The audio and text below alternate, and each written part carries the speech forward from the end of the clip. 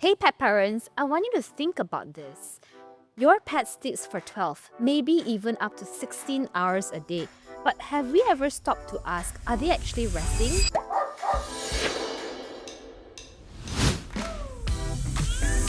Hi everyone, my name is Yan Ting and I'm your host for the Perspectives podcast. Welcome back to another episode. Today I want to talk about something that we rarely talk about. We always talk about food, training, exercise, nutrition, behavior and all that stuff, but I feel like why is no one talking about pet sleep? Because it's very essential for our pet's health, and yet it's the one that we understand the least. My guest today is Rebecca Lee, the founder of Silk Fairy. Now, her battle with insomnia led her to reimagine sleep for both humans and pets. What started as a personal journey for her has now quietly become a mission to help our furry companions rest better, live longer, and feel safer. So, Rebecca, thank you so much for joining us and welcome to the show. Thank you for having me. Yeah, so okay, I'm gonna jump right into it, right? So I've done a couple of research and I found out that dogs sleep about 12 to 14 hours a day and cats actually slightly longer, 12 to 16 hours a day. So clearly our pets sleep more than us humans, right? And we assume that, oh, it's fine because they just sleep a lot. But here's the twist. I found out that even though they're asleep for 12 to 16 hours, doesn't mean that it could be a quality sleep, that they're actually resting. It could be low quality, it could be fragmented, and it could also impact their skin, their health, and even how fast they age. What's something that you wish every pet parent understood about pet sleep? That's a very good question. Just like human, pets actually do need quality sleep. So a lot of times, we always think that it's all about duration, Yeah. but it's basically the depth and the consistency of a sleep of a pet. So for example, a pet can sleep 12 to 16 hours. They may not, it may not be a quality sleep. So how do we see certain indicators of quality sleep, which is consistency and uninterrupted sleep, and as well as their breathing method as well. So if they're breathing deep and calmly, that is actually well-rested sleep. So a lot of pet parents, they sort of like neglect, even myself as well, we always often neglect that we think that our dog sleeps so much, Yeah. it's actually quality sleep. But in actual fact, it's all about the depth and the consistency of a sleep. Yeah. So, and quality of sleep is very important for all your pets because when we sleep, just like human, is where the cells are being repaired and immune systems are being, strengthened and so on and so forth. Yeah, that's right. Because even when you do a quick search online, when we search about sleep, it's all about just looking at duration. Yes. We do not talk about the quality of sleep. And that actually makes me wonder, how can we actually track or assess how well the pet is sleeping? I know you said that, okay, like consistency and all of that, but as a pet parent, how do you track that? Okay, with technology now it's quite simple. So there are some, tools that we can basically get, such as the sleep collar or certain machines for pets as well, just like humans, tracking their sleeps and how well they sleep. But besides technology, we can also use the normal manual way, which is a sleep diary, where we keep track on your pet's sleep, their waking time, their sleep time, their rest time, and whether they're interrupted and things like that. So what are the signs that we can see from a pet if they are well rested or they have a quality sleep? Is basically they have a burst of energy, they are bright, they are less stressed and more calm, and there's a lot more good appetite compared to those who doesn't have a quality sleep. But I guess manual tracking could be quite hard, right? Because then that means that the humans needs to be up and monitoring them the whole time while they're asleep.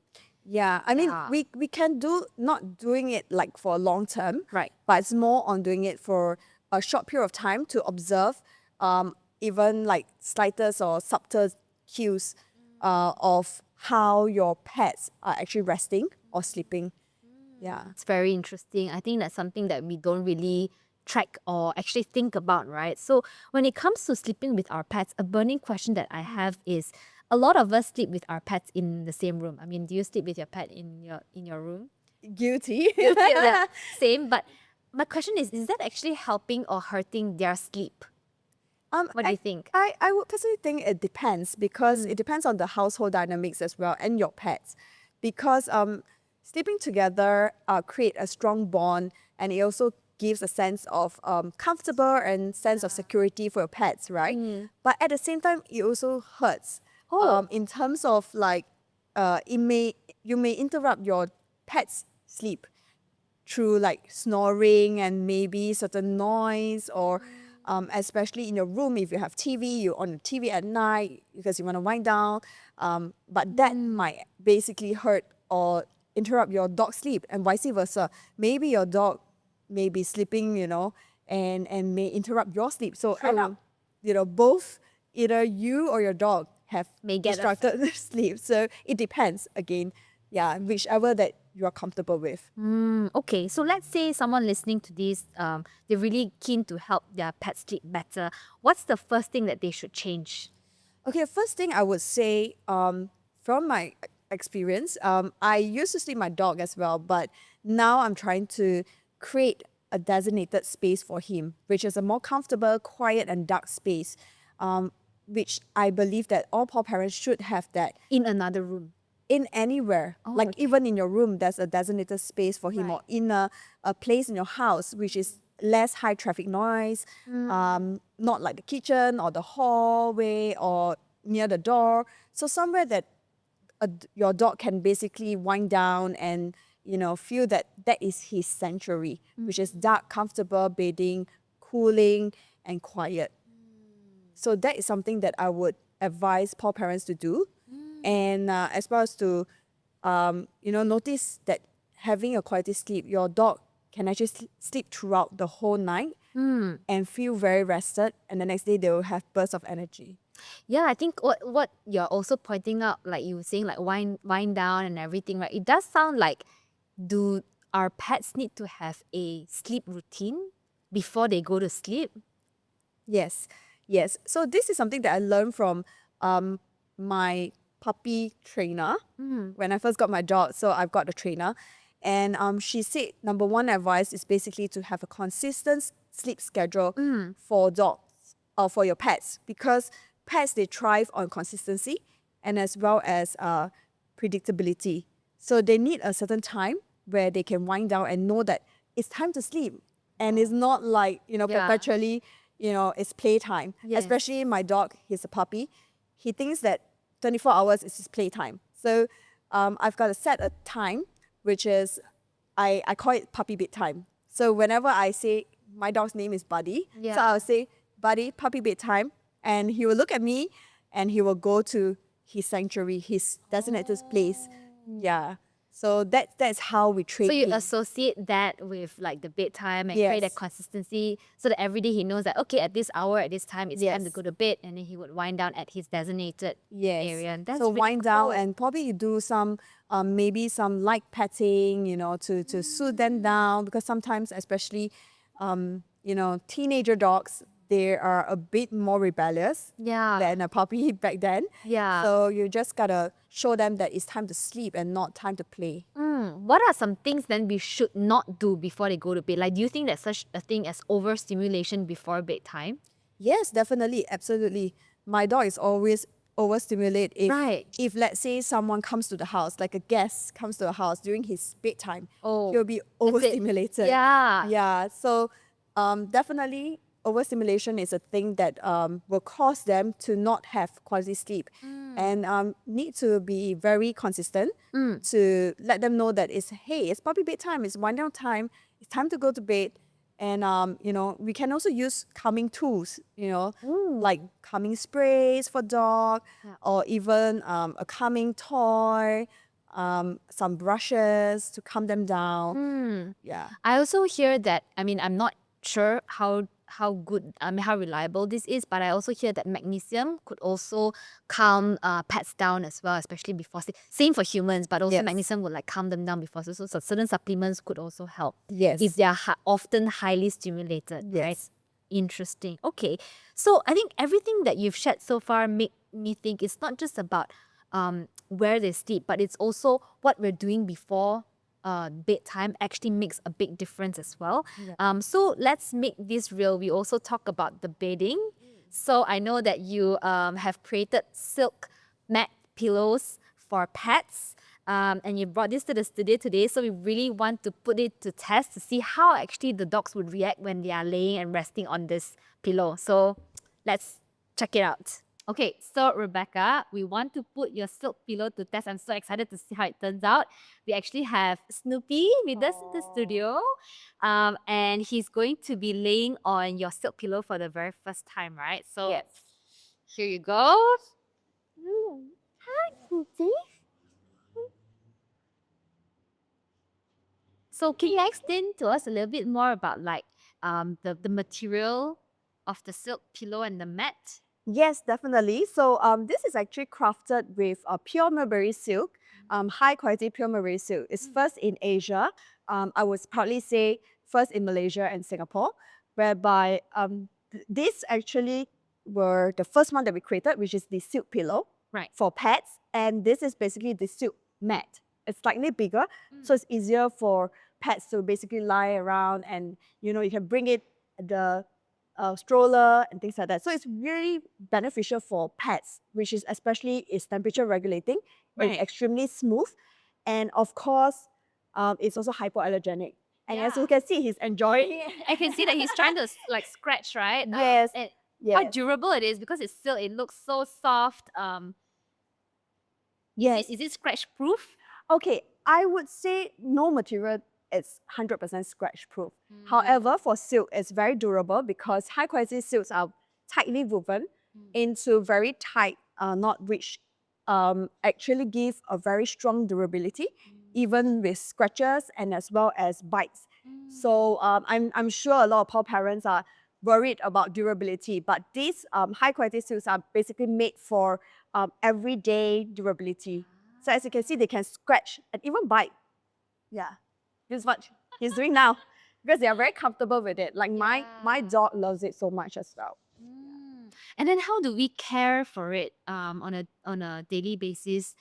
Let's say the dog sleeps on it on a daily basis. How do we take care of the silk pillow or mat? Yes, that's a very good question because high quality silks, you don't need to basically take good care of it too much because this silk, you can actually throw it in the machine. As long as you put it in the net and use a mild pH detergent to wash it and air dry it. Please do not squeeze it or dry it directly on the sunlight, but you can basically just air dry it. And as long as you can wash it as often as maybe 3 days or once a week to keep that durability. Right. So you were saying just now it also helps with temperature regulation. Yes. So especially in Malaysia and Singapore, it's so hot. Yes. This would help keep them cool. Yes. So silk by its nature itself is temperature regulation. That means that during hot weather like in Malaysia or in Singapore, it will keep dog cooling. And if you are in a winter country, it will be the opposite, which it will them keep warm. them warm. Yeah. Interesting. And it's very good for sensitive skin dog and as well as their fur. Yeah. For certain breed, this is really good as well because of the smoothness. And silk actually reduces 43%, lesser friction than other bedding like cotton, so that this will avoid tugging and pulling and matting, and as well as her hot spot for dogs' skin, sensitive skin, or those breed that has long hair. Like my dog has a lot of fur, so usually it's easily matted. So that's why for silk, it's not going to be easy for knots if they sleep on it. Yeah, because it's of their softness and their smoothness. So we're basically saying that we can replace this silk pillow with their beds. So this is where they could potentially be sleeping. Yes, yes, this will be a very great designated space for them because a good sleep requires a good designated space, like a quiet, dark, comfortable bedding. Especially, something that's soft, cooling, that helps them have better sleep. Okay. So Looks thank like you he's so much enjoying. for showing it live to us. He's still loving it. Yeah. So that was really cool to see how we put that into action, to see how it looks like. So now that we've understood a little bit about what better sleep can look like, let's talk about why it matters so much. I think you briefly touched upon just now that, when we're sleeping, our cells are actually regenerating, repairing, our immunity gets strengthened, right? Um, what are some ways where poor sleep can affect a pet's health? Whether it is things like the skin, immunity, and how fast they age.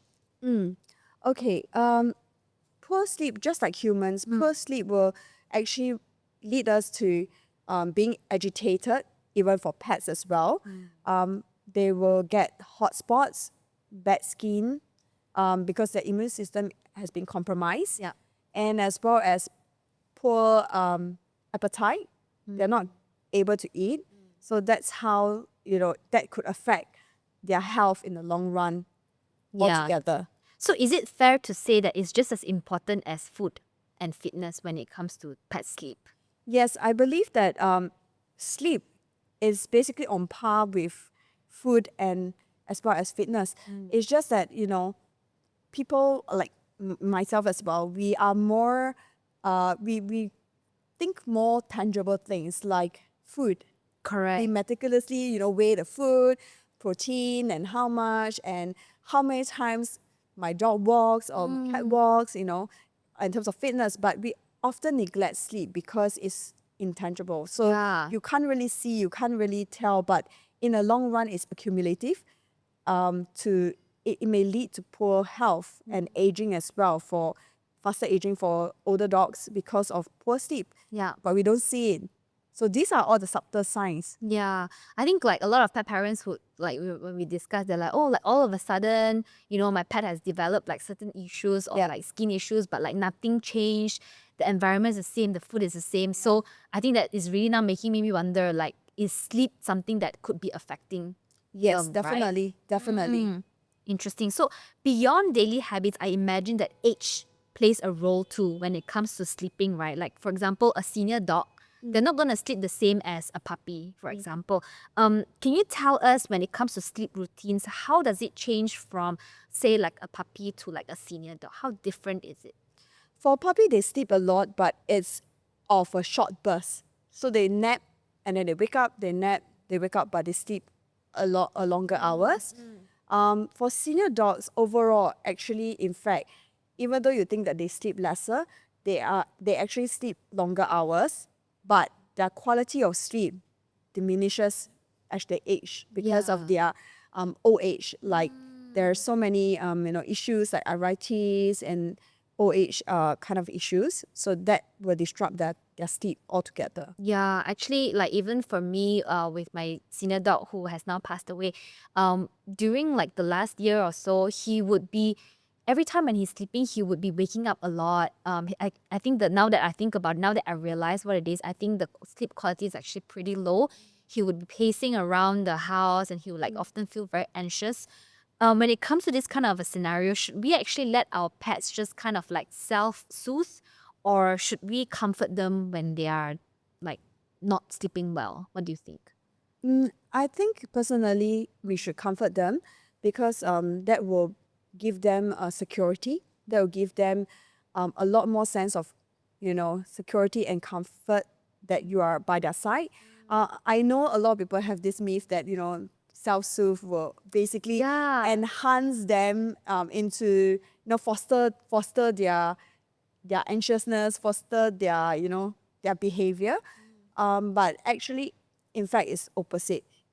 But things that we shouldn't do is over dramatize your actions, like baby talk too much, or maybe even panic petting. What is That- panic petting? It's like like that.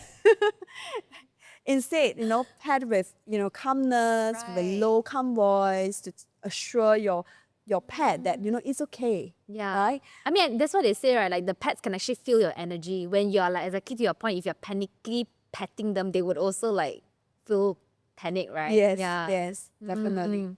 Okay, what about environmental stress? So, for example, things like moving house or like traveling, going to a vet visit. How does that affect sleep at night? Environmental stress is one of big thing that even our children, like even humans, they face it as well because it's so stressful to have a new place, to be in a new place, to have a new person in the house, like additional person in the house, or move countries and stuff like that. So it's the same for dogs or cats for pets. It's gonna be an additional stressor to your pets because changes, right? People don't like changes, and especially pets. Pets, they are very consistent, so they need routine, they need consistency. So what we can do for them is basically create a routine, a new consistent pace in a new place or a new house or additional person. So all this could actually help them calm down and get back to the routine of consistency. Okay, so before we wrap up, I just want to summarize again. Can you give us again the top 3 ideal sleep environment for our pets?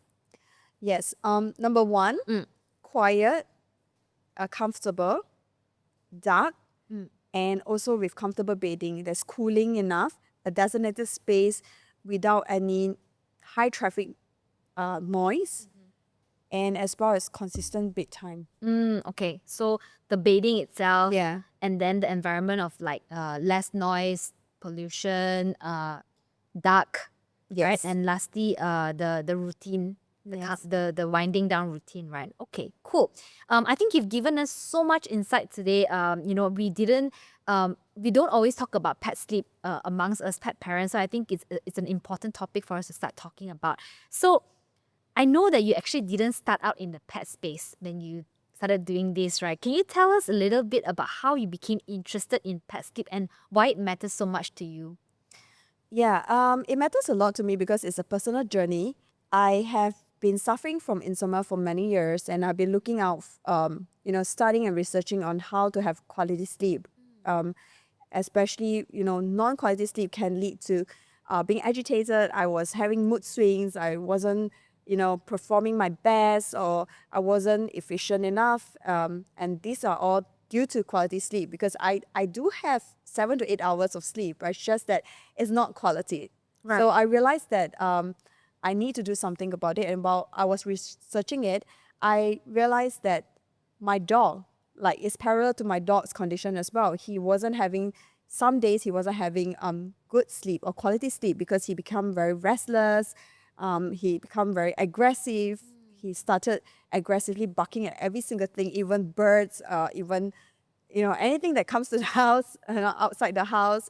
And he's not that kind of character, but So this is not regular, but like on some days he on just some suddenly days. became very reactive. Yes. So I've noticed that, and I realized that, hey, if sleep is so important for humans, it must be important for pets as well. Right. So that is why I decided to come up with a solution, which is not only just pretty looking or comfortable, Yeah. but it's also very durable and beneficial altogether. So tell us more about your personal journey. Like, how many years were you suffering from insomnia, and then from like when you started working on the silk pillows, how did it change for you? I suffer from insomnia very quietly. Not many people know. For 7 to 8 years. What? So yeah, Like, how many hours were you sleeping? I was sleeping about 8 to 9, like 7 to 9 hours a day. But in terms of quality sleep, probably 1 to 2 hours. So I'll have interrupted sleep every night. Like, I will wake up and like go back to sleep. I wake up and go back to sleep, and I realized that it really took a toll on me, and as well as not only my mental health, but as well as my skin and my hair and my condition altogether, my physical condition altogether. So I've discovered that medicine is not going to take for a long term, so a long term solution. So I decided to discover silk as a solution that can help me sleep better because it gives me the environment. It's just like your pets. You need a wind down. You need a wind down time to tell your body that, hey, it's time to sleep, and it's really comfortable. So now I don't really have much issue in terms of sleeping because whenever I hit my silk bed sheets or my silk bed bedding, I'm just so comfortable and I could just sleep within like 5 minutes, and I have a very good quality of like at least a 6 to 7 hours sleep. So really the environment that you are creating for yourself is so important to make sure that you're really winding down and you're telling your body that it's time to sleep. Yes, yes, and you have better skin, better hair, Yeah. just What's not to like complain? Yeah. just like for your pets as well. Yeah. Okay, so here's a question that we ask all of our guests before closing. So, as a pet parent and as someone who is doing this for the pets around the world, what is one perspective that has changed your life? One perspective that has changed my life as a pet parent would be our pet is not only just living in our lives, but their entire lives are basically involving us, Around us. around us. So whatever decision that we make is basically now I have to think that it's intentional. So it's not just about having a pet, but it's having a responsible to create the best for my pet, because their joy, their health, their time on earth is basically revolving around our decision, not that they could make a decision. Yeah, Yeah. yeah. That's why it's really like it's our responsible to help them live their best life. Yes, Right? a better life, the best life. So now I'm very intentional about things that I do for my pets. That's amazing. And like being intentional, I think can also start from just creating the right environment for their sleep, right? In their environment. So thank you so much. I've learned so much about pet sleep tonight. And if there's one thing I would encourage every pet parent to do is take a look at where your pets are sleeping. Take a look at the bedding. What is the routine before they go to bed? Is the space a good space for them? So all of these could actually make a bigger difference than we think. But as always, pet parents, please do your own research because you know your pets best. Signing off. We'll see you in the next episode. Thank you. Thank you.